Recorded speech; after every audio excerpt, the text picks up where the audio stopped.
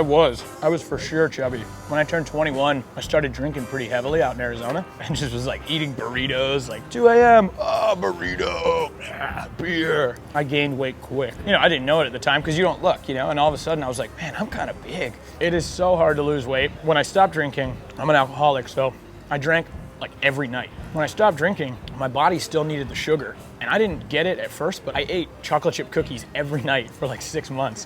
Dude, but I've tried everything. I've tried all the like silly diets. Like, dude, I tried the cookie diet, that Dr. Siegel's cookie diet, where all you eat is these like weird cookie things. I'm trying really hard to get into better shape. The fact is, I'm not gonna be able to skateboard forever, and I'm not gonna have a career forever. And I'm really, really fortunate to be where I am. So I'm trying to get in the best shape so that I can skateboard the best I can. And I feel like as time's gone on, my skating has definitely improved. So I'm just trying to be the best skater I can. Dude, I was like 215 at my peak, and now I'm down to like 185. Yeah, and I'm trying. Like, I'm gonna do a triathlon in 2 months. I just wanna be in shape. I don't wanna be like strong. I don't wanna be like sexy or any of that shit. I don't care. I just wanna be in good shape so that skateboarding works the best. Andrew Allen. He's beefy, but man, Andrew Allen has some of the sickest style, hands down. Stu Graham's another good one. I love Bobby Forrest too, and I don't mean to like say they're chubby, they're just bigger dudes, they're men, and that's sick.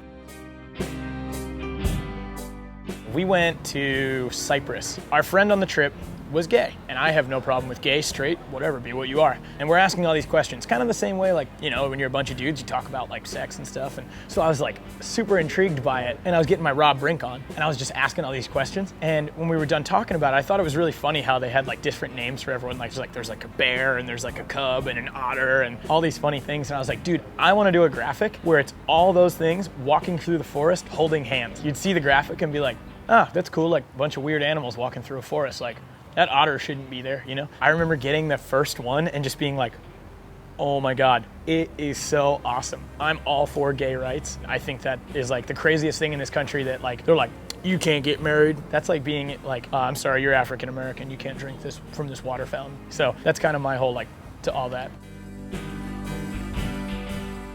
I have not had that moment yet. So I haven't had the heavy metal moment. And apparently this is like pretty standard.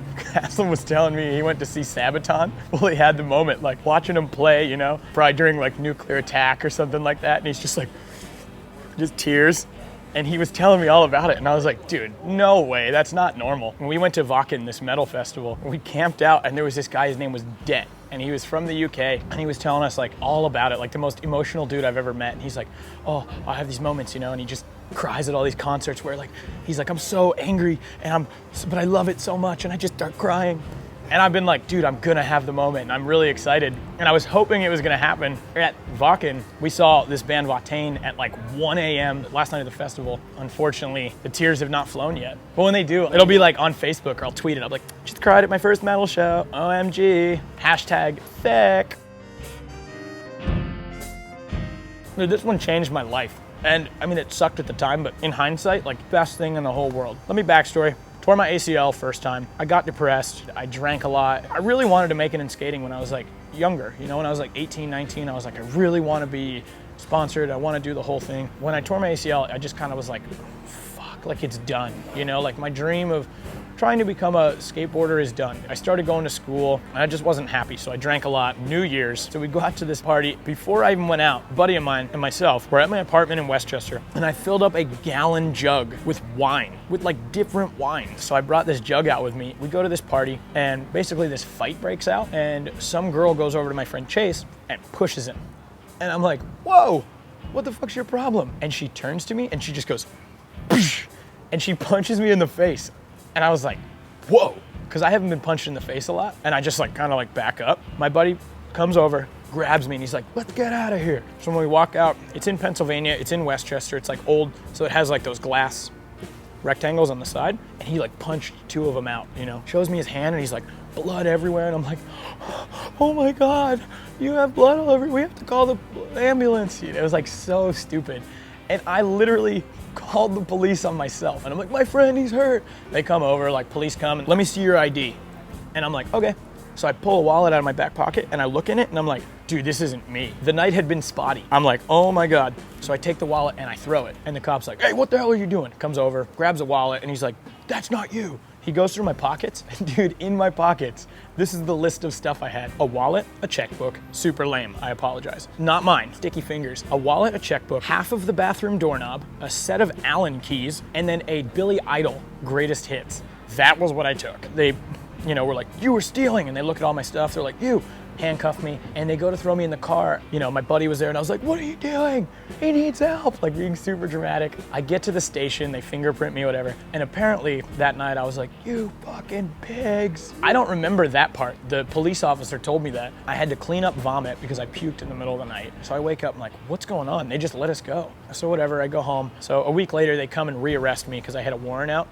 They wanted to charge me with burglary, which is a felony. I ended up talking to the cop, and I was like, look, the guy that you met that night was not me, and I'm really sorry. Long story short, I ended up having to do like 2 years probation, 300 hours of community service. I did so much community service back home, and then I moved to Arizona and I had to continue on. I ended up joining Big Brothers Big Sisters, and it's rad because I've been in Big Brothers Big Sisters, well, I was in it for like 4 years, and they closed our match because I didn't see him for a couple months in a row because I was traveling. But his name's Javier, he lives in Arizona, he's my brother, and I love him, and it's been so rad to like be able to have that opportunity for something so crappy to turn into something so cool, and it helped me move to Arizona. It helped me relax about the whole trying to become a skater, and it just helped me become the person I am, and I'm really fortunate for it,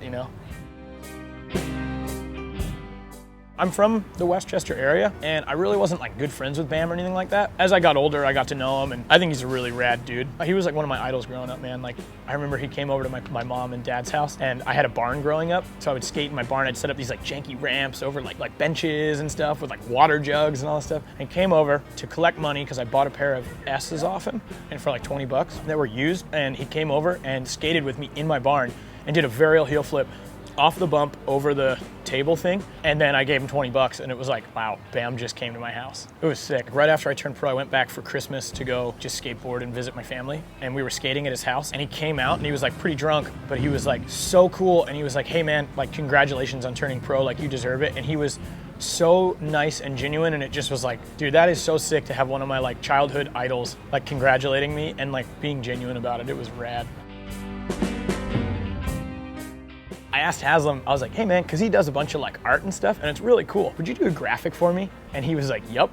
And so he sends me this thing, and it's Chippendale's dancers from Saturday Night Live, and I'm Chris Farley. So I'm all fat, like doing the dance, whatever, and it's my face, and instead of Chippendales, it just says Cannon. He's like, that should be your graphic. And I was like, I don't know, man. I just don't know about that one. He's like, all right, I got another one for you. So then I get this graphic, and it's David, the statue David, and he put my head on it. And David is like ripped, he's got the abs and all this stuff, and got a leaf over his little zone. And I was like, oh my God, that is so funny. And so what he did was he took all my tattoos and he put the tattoos on it. They're all spot on. It's one of those like graphics that, cause like Chris and I have become pretty good friends over the past I guess year and a half, 2 years. And it's just one of those ones that to me is really cool to be like, yeah, that one's on my wall forever.